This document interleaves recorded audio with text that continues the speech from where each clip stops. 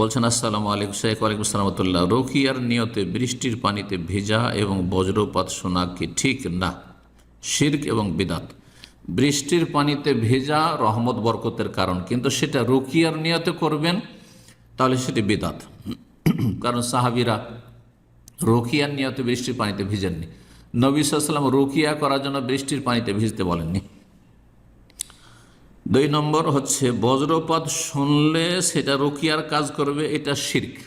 কারণ শিরক আসগার, যেটি কাবিরা গুনাহ, শিরকের প্রকরণের দিক থেকে ছোট শিরক, কিন্তু কাবিরা গুনাহ, অন্যান্য কাবিরা গুনাহর চাইতে বড় কাবিরা গুনাহ ছোট শিরক। এই শিরকে আসগার কাকে বলে? ওলামারা বলছেন যেটা মাধ্যম নয় সেটাকে মাধ্যম মনে করা।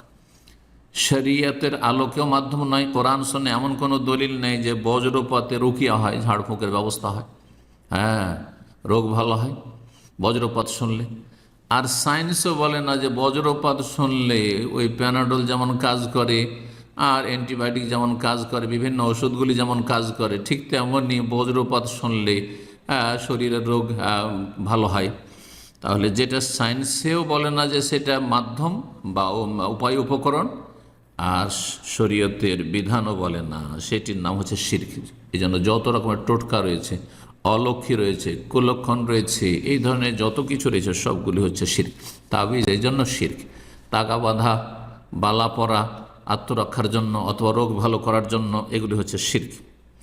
আল্লাহ রাব্বুল আলামিন যেন আমাদেরকে শিরক বিদআত থেকে বাঁচিয়ে রাখেন এবং উপকারী জ্ঞান দান করেন, নেক আমলে তৌফিক দান করেন, সমস্ত অনিষ্ট থেকে আল্লাহ রক্ষা করেন। ও সাল্লাল্লাহু আলা নবিয়িনা মুহাম্মদ ওয়া আলা আলিহি ওয়া সাহবিহি আজমাইন।